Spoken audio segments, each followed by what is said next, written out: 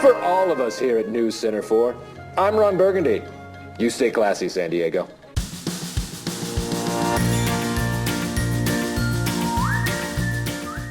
Hi there, and welcome to Baseball by Design.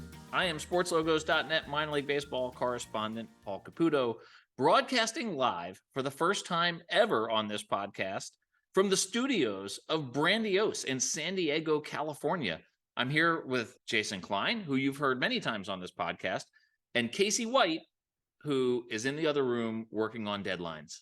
Jason, we've known each other 10 years? Yeah. 10 years. You made it. We've known each other. And here we are finally meeting each other in person for the very first time. Incredible. So you just got here. I'm curious, like, what has surprised you most about being at Brandiose headquarters in San Diego? The hat wall. Like the hat wall. So I walked in. The very first thing that you did was, well, the first thing I did was just wow myself at the hat wall and just say, holy smokes, look at all these great hats, all these familiar brands, these things that that I've known about over the years. To see them, sort of in person here on your shelves in studio. The first thing you did was, we said hi. I finally met Casey for the first time. I had never met Casey, never even spoken to Casey, so it was great to meet him. And then you busted out the swatches, the Pantone books, the threads, all the colors, and you were showing me like this intricate system of matching that you guys do. I think that with every profession, there's very little sense of how much actually goes into the details. I mean, you look at a hat and you're just like, that's a cool hat, or it's not a cool hat, or it's to see the detail that you all go into to create these things was an incredible experience. Yeah, I know we've talked about this before, but we are designing caps, and caps are the thing that everybody talks about.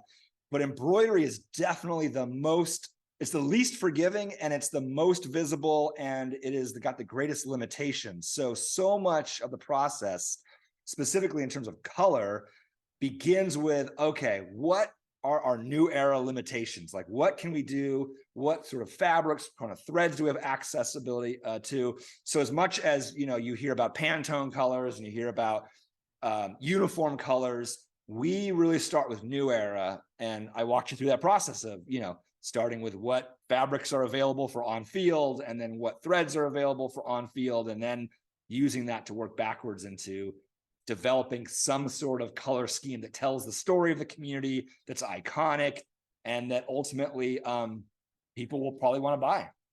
Well, it's incredible. And it's, like I said, the detail, the precision that it requires. I made the joke that you must have to do all this stuff early in the morning because your eyes got to be so tired at the end of the day. The other thing that I was surprised by, and we haven't discussed even off air here, is the 3 foot tall, 4 foot tall Lego gorilla in the middle. We do. So we have Clink Kong, who is Clink Kong is the mascot for the Clink Room. And we have a 4 to 5 foot tall Lego gorilla that looks like when you go to like the Lego store and they have like those giant, sculptures, brick by brick piece of, incredible characters. We have Clink Kong, which is our mascot for the Clink Room. And in design, it was designed by Casey specifically to be able to wear a 5950. So it is, if you can imagine a gorilla wearing a full-size gorilla wearing a 5950, sort of squatting down. It is pretty impressive. I think next time I come back here, maybe you'll have an orangutan who could wear like a dad hat, maybe a 47.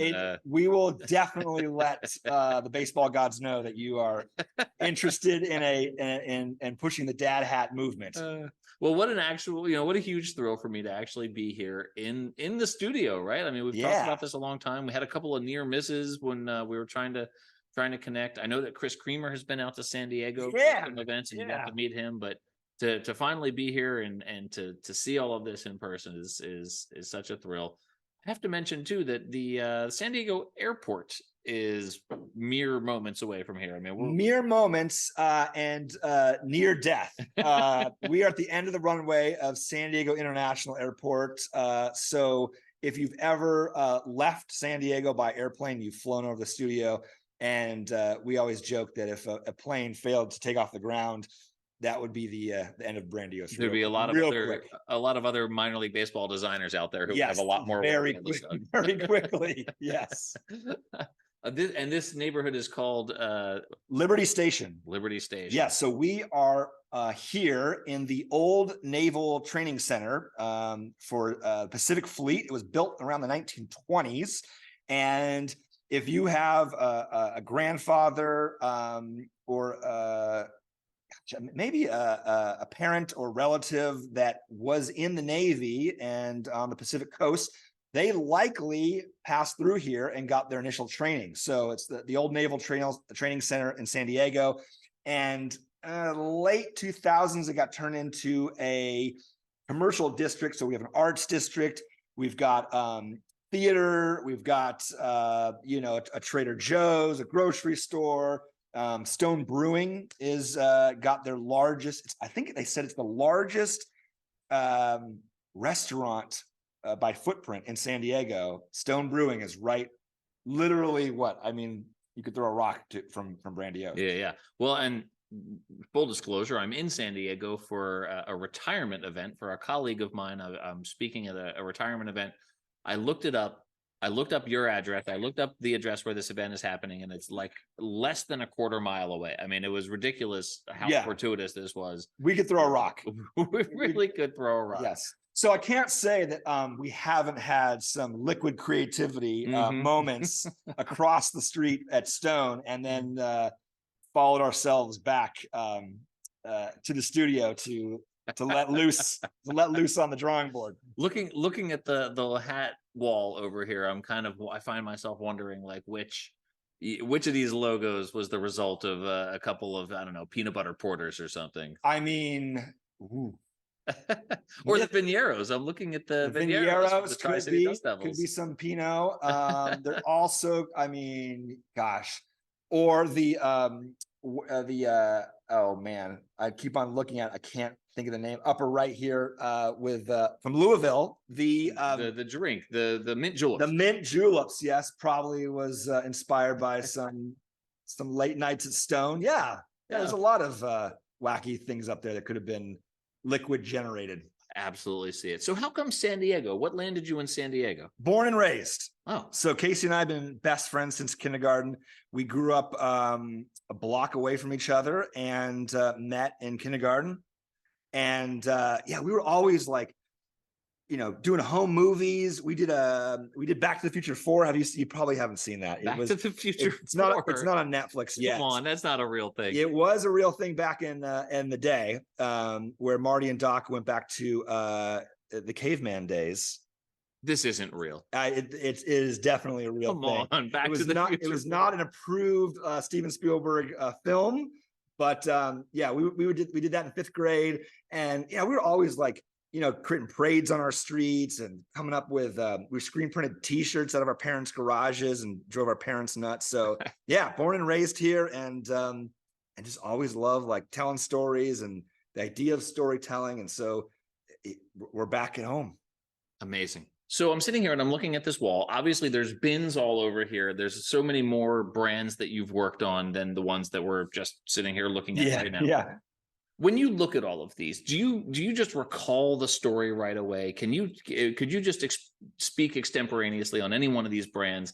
Do you remember the details of these? Can you name every single one of them, or are there some that were long enough ago, disappeared into the ephemera? What is that one? What is that one exactly? No. I can identify all of them, and it's interesting because some of them you see through the eyes of the people that you worked with on it. Mm-hmm. So we've got a lot of great friends in minor league baseball, and it's just cool to like, I remember going to the pizza place in Staten Island when we did the Pizza Rats, as I'm looking at this one.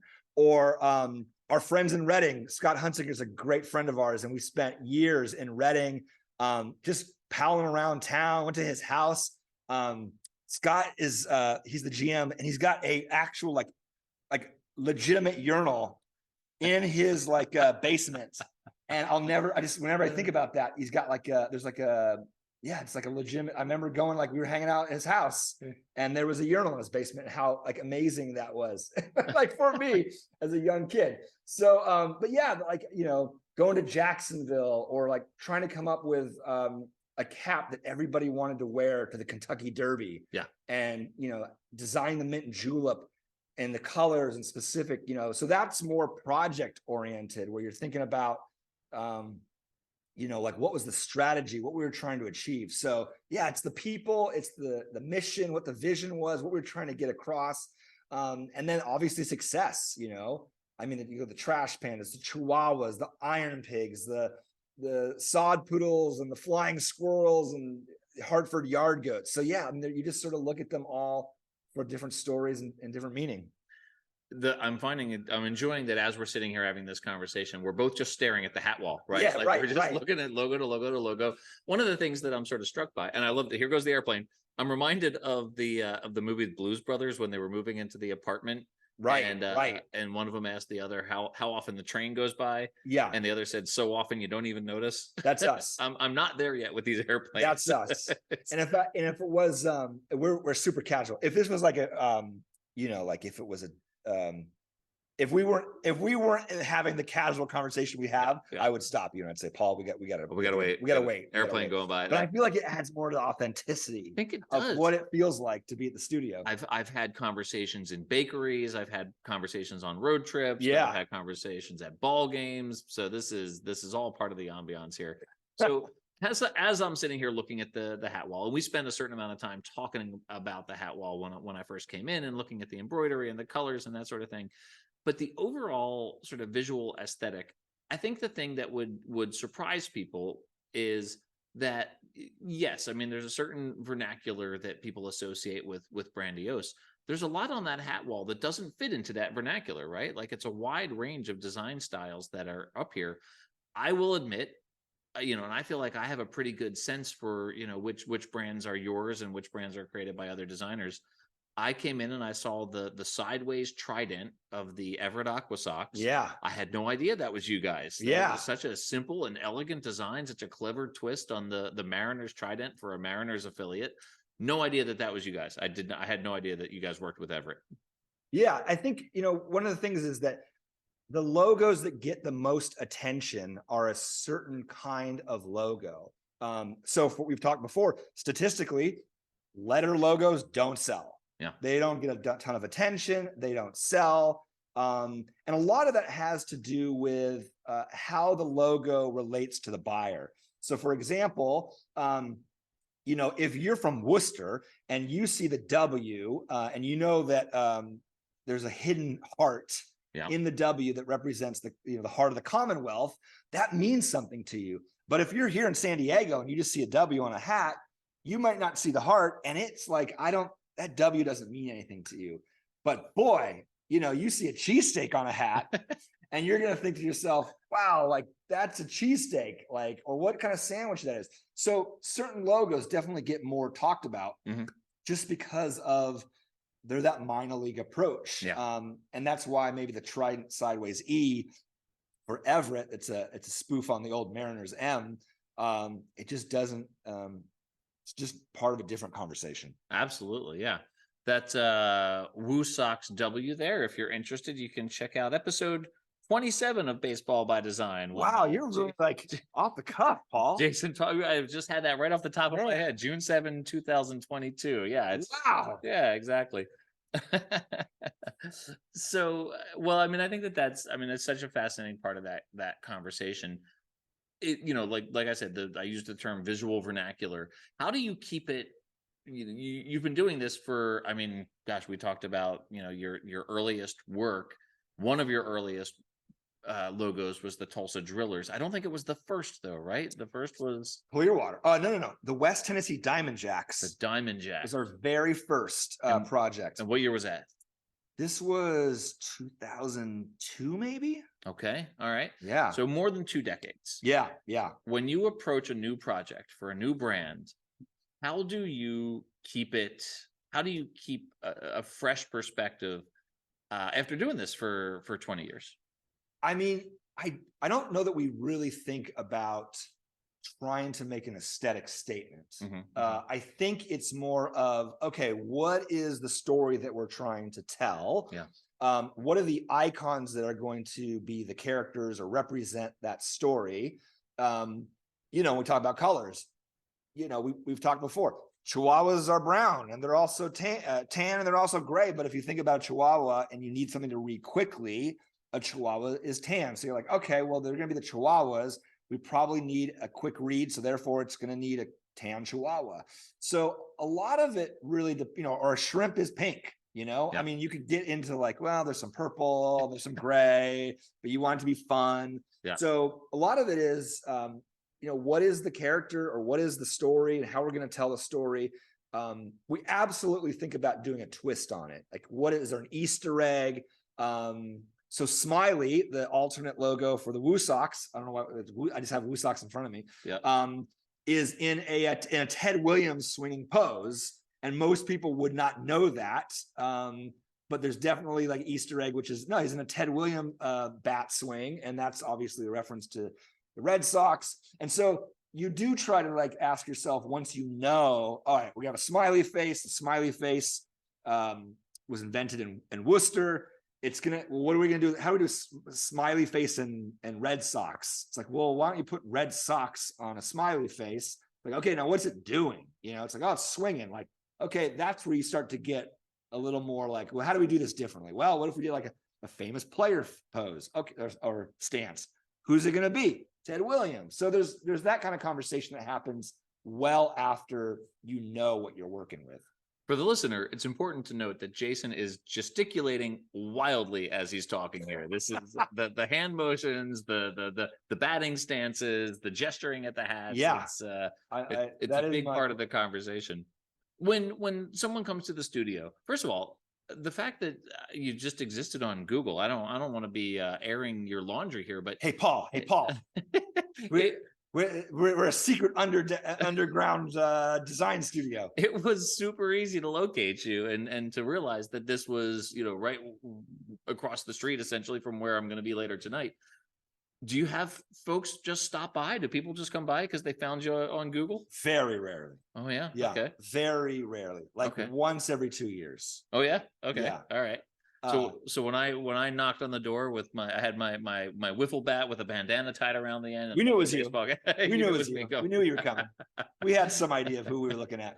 So this is where this obviously is where much of the work happens. I will reiterate, Casey, who I have never met or even spoken to before today, is back here hard at work on a deadline. So I'm thrilled to meet Casey here. He is handcuffed to his desk. There's so much work to be done that yes, he's got important work to do. I certainly understand that, but you all you spend a fair amount of time here. This obviously is your studio. Yeah, but I know that you travel when you develop new brands. You go to places, you get into the community. There goes flight 157. That's right. It's going to Honolulu. Hawaiian Airlines going to Honolulu. You have a more positive outlook than I do. I didn't want to say American Airlines going to Phoenix. No offense to my fine friends and listeners in Phoenix. Of course. But so some of your time is spent here. Some of your time is spent on the road in these places. Yeah.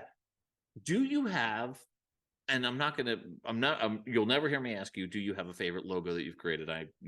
It's not a good question. Yeah. But do you have favorite places that you visited? Yes. Places that you really just enjoyed getting into that town? Reading, Pennsylvania is still one of our favorites. If you haven't been to America's Classic Ballpark, it is the Wrigley / Fenway of minor league baseball. Like, it is like, you got to go. It's just, it's great. I love it. You got to go to Reading. They just have so much fun in the presentation and what they're doing and how they're doing it. It's really folksy, and it's really, they own it in a way that makes it just, I remember Casey's like, I think I want to move to Reading. And so it's just, it's one of it's a bucket list. Like, you probably have 30 Major League Baseball ballparks. Hit up 3, then go to Reading. Okay. Don't finish out the other, the other 27. Reading's great. We always have a great time up in Spokane. It's so fun to go to Spokane. El Paso has got, I think it's the smallest. Someone's gonna come in the comments and say not true, but I think it is the smallest AAA ballpark in terms of footprint in a city. and it's great. I mean, they've got you're right next to the border. So you have the Mexican culture, the El Paso culture, the American culture. The food is incredible. And that feels like a mini Major League Baseball ballpark. It is, El Paso. Of course, we spent a decade, in Clearwater every year. So Clearwater's fun. There's just so many good cities. Absolutely. Well, I can totally imagine that would be really fun to visit these places. I have to tell you, I have been to one game in Reading. Okay. I was there with my family. There were like 10 of us. Who were my parents, my brother and his kids, my kids. I like the setup already. It was an amazing experience. My dad we went to the concessions, and they actually had on the menu at the concession stand, they had a spinach salad. And my dad ordered the spinach salad. And it was like everyone in the ballpark, like it was like record scratch, like everyone stopped, the game stopped, everyone stopped and looked at my dad. This sounds about right. And the concession worker said, I don't know how long that spinach salad has been there. You're the first person ever to order. Wow. Wow. Well, Reading is home of the Churger, which I don't know if we've talked about this before. The Churger is a fantastic concoction of burger, cheese, grilled chicken patty cheese between two buns.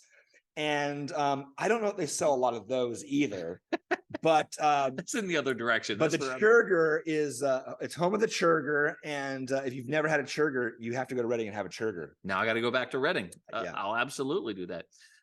In the same vein, my mother once, without realizing what she was doing, we went to a Wilmington Blue Rocks game on Mr. Celery night. Okay. And every night's Mr. Celery night. Every night is Mr. Celery night, but they were dressed in the lime green Mr. Celery uniforms. Yeah. They gave away a Mr. Celery bobblehead.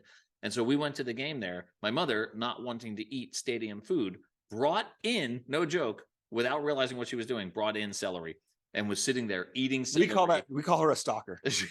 That's a great joke. She's a stalker. Well, this is a true. Well, the Celery Squad, they're not called stalkers. Yeah. The Celery Squad was a group that started. They were University of Delaware students, and they came out. It was just sort of like a kitschy thing they started. Mr. Celery has no relation to the Blue Rocks. It was just like the costume was available. They got it. They bought it. It's a rally mascot. So if you're not familiar with the rally mascot, you can't hug this character, you can't high five it. It only comes out when the home team scores.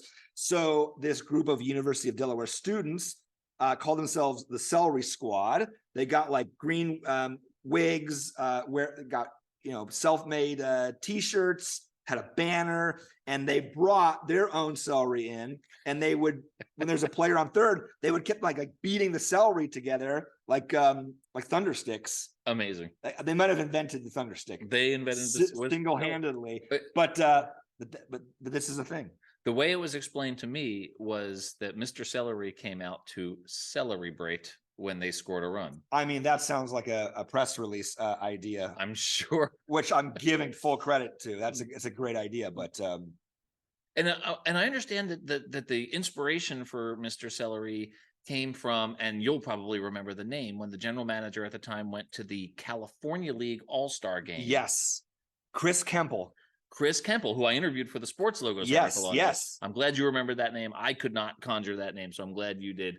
And I guess they were in Lake Elsinore, maybe. This sounds about right. And a run, the California League scored a run, and like a pink bunny came out. And this is it. This is true. This is true. And so this is just one of these stories. And he just saw that, and he said, "Hey, when we took over the ballpark, the concessionaire had left behind like ketchup and mustard and celery and Coke and like concession mascots. So we just found this thing and we're going to use it." And it became this amazing brand that people absolutely love. And the pink bunny still exists in Lake Elsinore for those who are wondering. This is amazing. So I guess my follow-up question to this is minor league baseball the best or what? I mean, it's fantastic. Like, and I love hearing stories because I haven't thought about Mr. Celery in quite some time. And like, that is like vintage minor league baseball. Like, these that's what I love about it is that we've worked with major league teams, and I listen with all due respect to major league teams, that they're just siloed.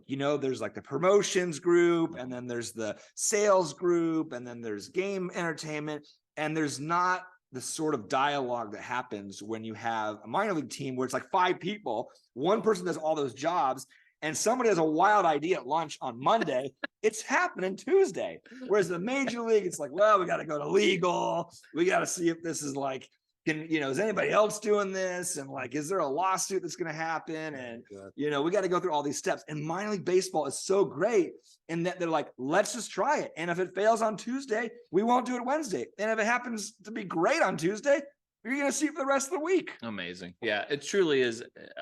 It truly is incredible. What an amazing thing that I mean, you all, obviously this is your profession, this is your career, but to have, for minor league baseball fans to have stumbled on this world that's getting, increasingly more fun. Yeah. And speaking of which, you mentioned Reading, and you mentioned the work that you did with them, including on Baseball Town. Right. Yeah. And you created the Bunbino. That's right. The great Bunbino, That's right. Hot dog based character. I remember that was notable because it was one of the first times that we saw a completely different brand. Like we're going to play in this regularly. Yeah. The colors, the logo, everything, the name, it's a completely different brand, but it's the same team. Right. And the way that kind of came about was this idea of, we talk a lot about this 9-inning vacation, or you're stepping into a whole nother world and you're escaping your daily troubles when you go to a minor league baseball game. I think a lot of that we've talked about before, about this idea of like, you're like going to Disney, like you're stepping into a whole nother world. And so, there's got Fantasyland and Tomorrowland and Adventureland if you go to Disney. And we had this thought of like, what would it like if you went to Reading? Like, what would that land be called? And they were like, well, what if it was like Baseball Town? So there's Cooperstown, there's Wrigleyville. Like, what if our universe was called Baseball Town? And we had hours upon hours of creative brainstorming and talking about, well, is the ballpark Baseball Town? When you step outside the footprint of the ballpark, are you still in Baseball Town? Like, what is, the ballpark's got a naming rights partner, and what is their relationship to Baseball Town? And they, and are you a citizen of Baseball Town, which you are? And so then this idea was like, well, why do we have Reading on it? Why don't we have Baseball Town on our away jerseys, so that we travel, we can market our slogan, to other cities around the Northeast.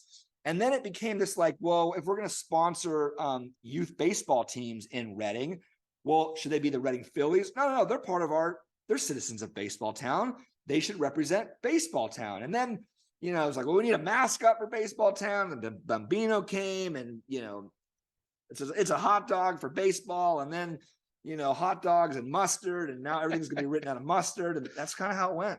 Mustard, but not ketchup. I mean, yeah. Yeah. Everybody has their opinion on ketchup. Yeah. I tried to drag you into that culture war, and you weren't having it. No, if it's free at the stand, I just throw it on. All right. But this is the reason I bring up that Baseball Town thing is that was before Copa. Yeah. That was before the temporary food-based identities. Right. That was before the whole notion of a team taking on a whole different identity. They had promotional nights, they had Star Wars nights, yes, they had all these things, but it still said the name of the team on there. It wasn't a different actual team. That the idea of completely changing the name of the team, I think, was relatively new when Baseball Town. Are you proposing it was the first? I'm not proposing that, because this is all off the cuff. This whole conversation that we're having right now was actually not what either of us intended. So it could have been. Okay. Although somebody will, I'm sure. Okay. America will let us know if it's not. Let's hear it. Let's hear it in the comments, everybody. We're taking your phone calls now. We're live in San Diego. Dial in, or just Google Brandiose and show up at the doorstep here, because apparently you can do that. Speaking of which, inside your studio here, you were very generous with your time and giving me the tour here. What are the things in the studio? We talked about your Lego gorilla already. Yeah. What are the things that you like to show off to visitors once every 2 years? Gosh, if that stat is true, and you've been doing this for 20 years, you've had 10 visitors. That's true. Am I the 10th You are the 10th visitor. Congratulations, Paul. We have a gift basket on the way out. You did give me a Brandiose hat, by the way. That's true. We do have our stock of Studio Team official swag if you do come. The cap wall is pretty cool. Yeah. So we love showing off the cap wall. We love showing off Clink Kong, our life-size Lego gorilla. I always like showing off, how the process starts from beginning to end. So, we've got all the original sketchbooks. I mean, like, when logos were designed with pencil by hand on paper, old school style.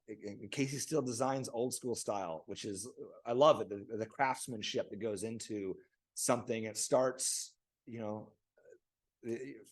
just like a hand drawn way before it goes digital. And then so we have all the sketchbooks.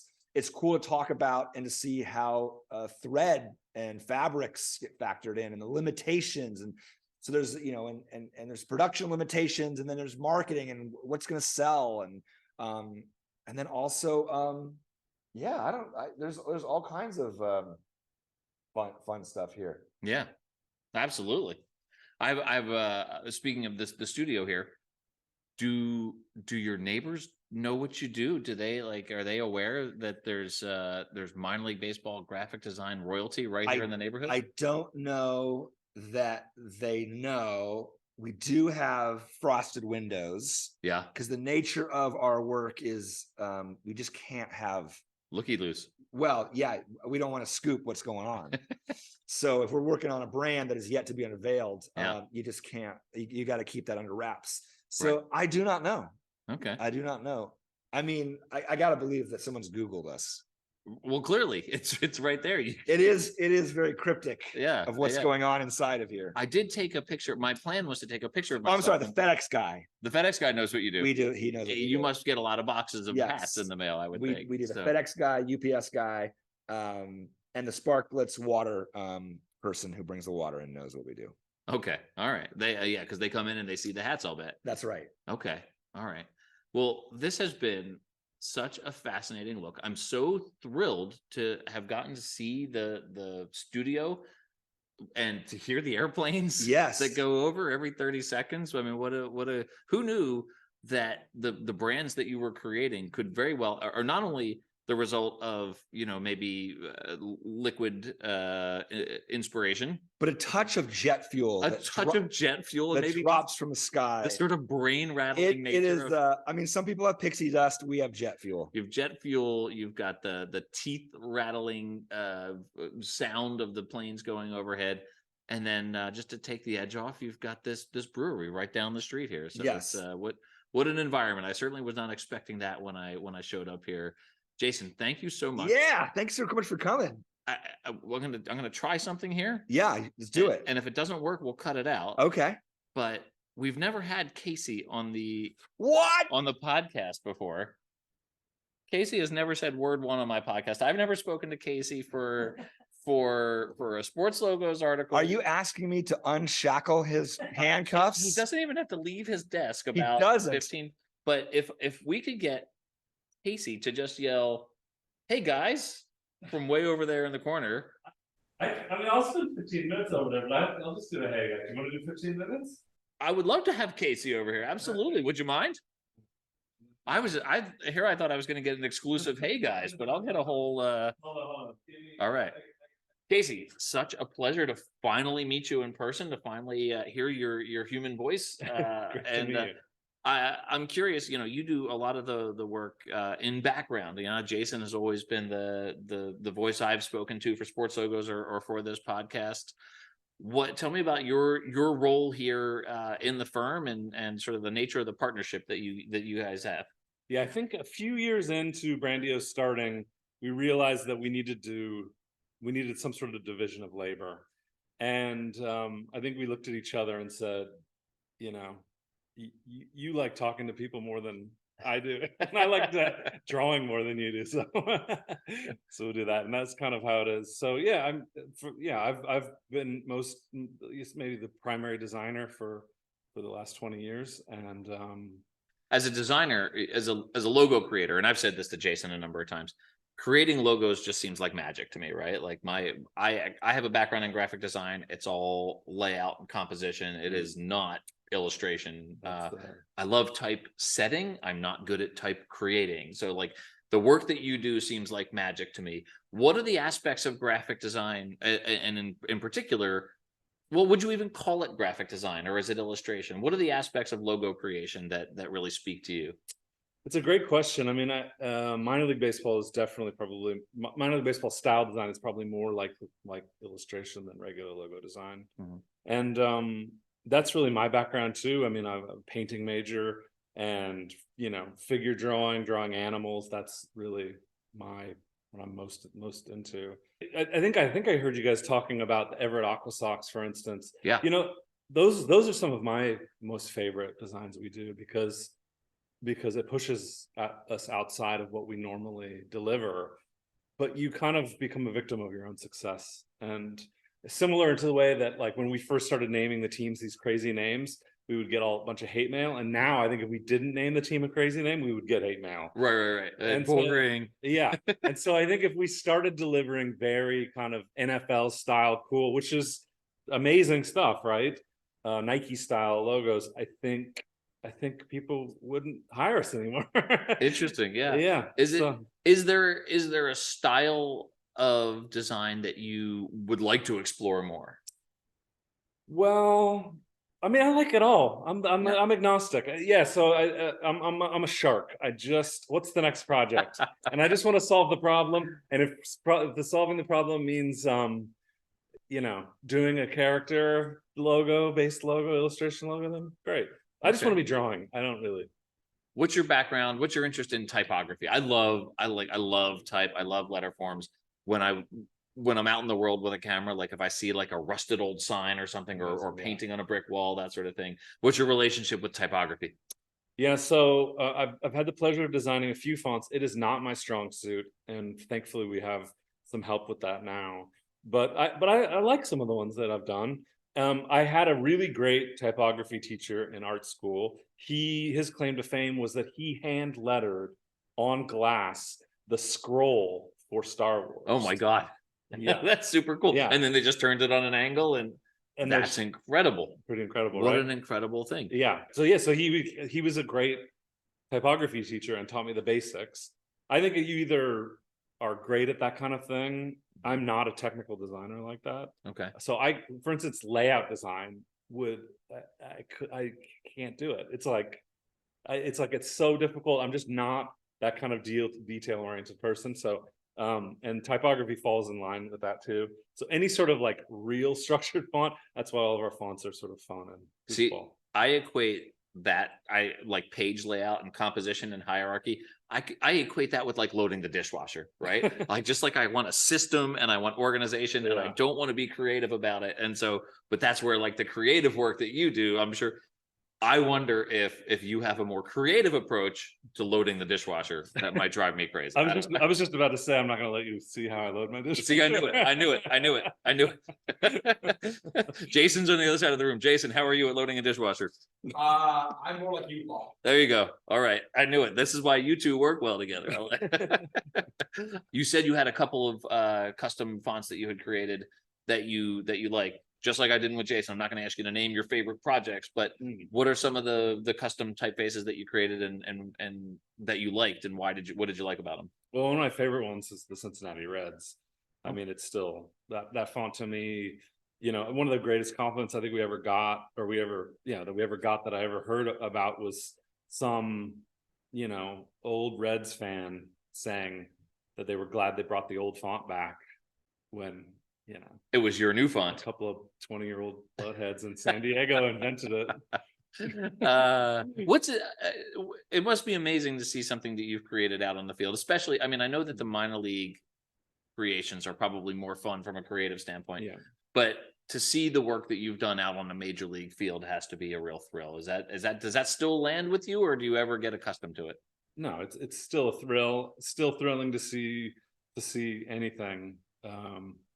Major league or minor league, but it's always fun to be sitting in a bar and I've even had the privilege a few times of maybe we're hanging out with new people, my wife's friends or something like that, and it comes around to what do you do, and I tell them what they're doing, they're like, oh, that's weird, and I was like, actually I designed that's always been really cool. It's awesome. Have you ever had a stranger come in wearing something you've created and just been like, yeah, I did that? Yes. Yeah. Yeah. I mean, just seeing our work around the world. Last summer I was just in Mexico City in the airport and seeing I saw a few of our logos bopping around. It was awesome. What's the strangest place that you've seen one of your logos? Mexico City for sure. Okay. I want to say I saw something in Europe or something like that. But I definitely in Canada or whenever we travel, seeing someone wear our stuff is just thrilling. I see the Chihuahuas logo in Colorado all the time. Yeah, I always see the Chihuahuas stuff. logo. And my friend Heather she has a Chihuahua, and so she particularly likes that logo. She's not really a baseball fan, but she's a Chihuahua fan, so she's got that logo. Yeah, I would say that's probably our most spotted. I always chalk that up to it being a Padres affiliate and us being close to Mexico. Yeah, but maybe it's. I mean, I know that they've sold a lot of hats. So. This question will be from both of you. Jason's on the other side of the room, but it's okay if you sound a little far away. And then I'll leave you with this because I know that Jason's got a little league game to get to here, and he's got to leave in a couple of minutes. So my sort of standard line is, I've taken more of your time than I meant to. So I say that all the time. Great. Some classic minor league baseball logos. So not contemporary, not ones that are created by folks, who that you are competing against, essentially, right? I mean, I know there's a collegial nature with your fellow designers out there, but it's also, it's also competition for work. But what are some of the logos that were created before you entered the arena of minor league baseball logos that are inspirational to you, or ones that you feel like really represent the sport of minor league baseball? I think for me, the further you go back in history, the more closely the minor league logos look like the major league logos, and vice versa. And so you see, in the 50s and 60s and earlier, you see these great classic sleeve patch logos. I'm thinking of the Twins, handshake logo. Yep. And that is the origin of what Brandiose does. So our legacy comes out of Mud Hens as much as it comes out of that sort of style handshake. Sure. That Twins handshake logo. So all of those super retro logos. I know that I always have a big sort of old school retro logo sheet that I love to look at when I'm needing inspiration, and it's a mix of minor league, major league, all that jazz. But one thing that I have really come to really have fallen in love with especially with the older fonts. I mean, the Yankees is a great example. We think of it as this like hyper polished sort of brand, but it isn't, right? I mean, the NY on the jersey being different than the hat, right, or and you think, and one thing I've thought a lot about, I thought, like, why are the edges all round? Why is it funky? Why does the vertical line of the Y maybe doesn't match, like it was drawn like a perfect line, right? Like the top part crossing over the end was like, why is that off? And it's probably because some owner of the Yankees I've never even heard of, way back in the day, handed a piece of paper to some suit maker or seamstress or something like that, and they looked at the thing and with their scissors and their navy fabric and cut the NY out, right?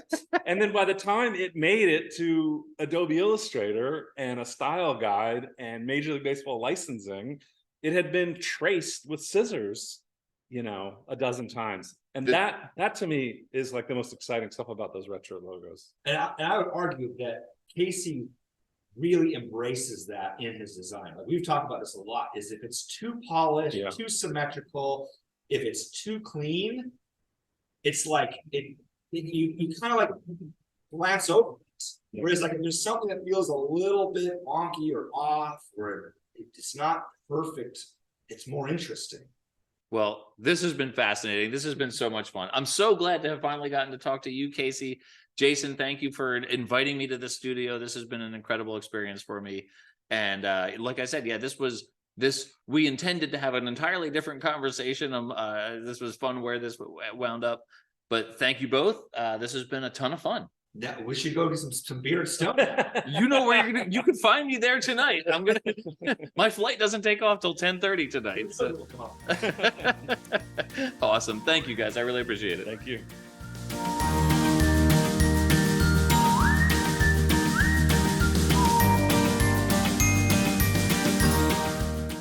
It is time for America's favorite podcast segment, Studio Simon Stumpers.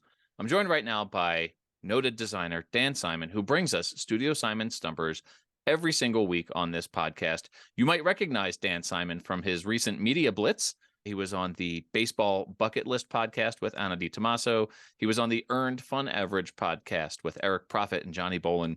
He was on the Dad Hat Chronicles with Ed Rivera. And he was on Let's Get to the Show with James Christopher. So, Dan, you must be exhausted from your recent Media Blitz. I've been hearing your voice all over my podcast feed. It's been a lot of fun. But thank you for carving out time for Studio Simon Stumpers. Yep. Well, you're welcome. And it has indeed been a podcast whirlwind. So, Dan, let's get into it. This is a curious one, right? Because this episode, I was visiting Brandiose in San Diego.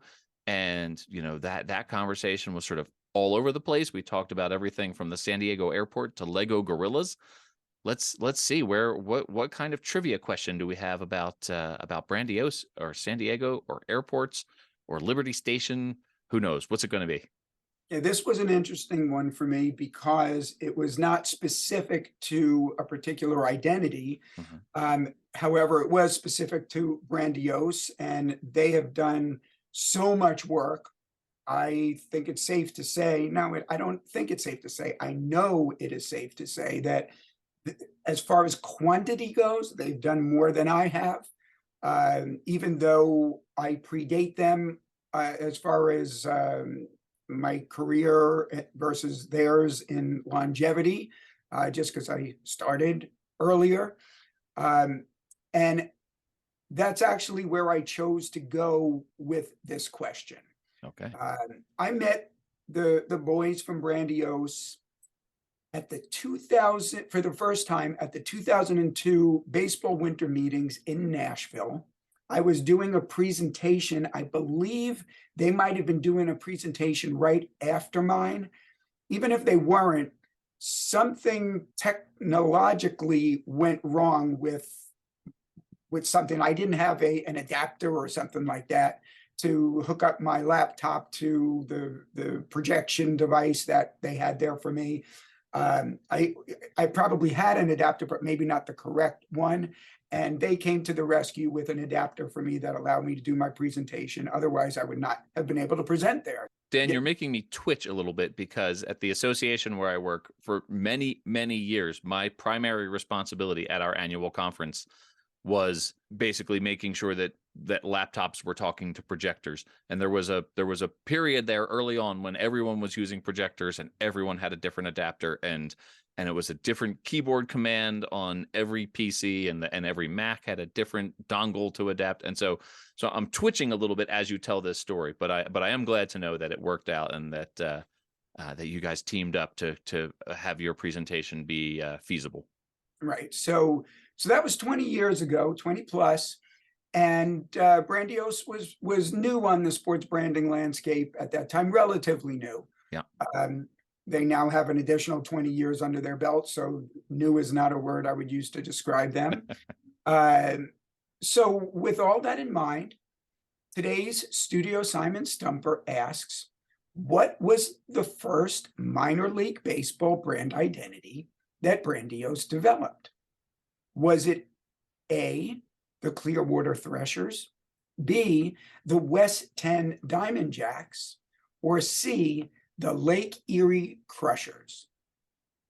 I would like to compliment you, Dan, on your pronunciation of Clearwater when you talk about the Clearwater Threshers instead of Clearwater, like some people try to say in some parts of the country. Clearwater is the appropriate pronunciation, and you nailed it. Wait, is the difference there the emphasis on the first? No, it's water instead of water. Oh, well, that's the New Yorker in me. That's right. Well, that's how we say it in Philly is Clearwater. So there was a time when I would have answered this question with the Tulsa Drillers because I thought their first logo was for many years, and I told people this. I repeated this fact that I had wrong somehow. I repeated the fact that the Tulsa Drillers was their first logo, and that was wrong apparently. But I can tell you from actual knowledge, every once in a while you ask me a question that I know the answer because it's an answer that I know and not because I have to suss it out, which is a word I like to use all the time with you. that it is indeed the Diamond Jacks.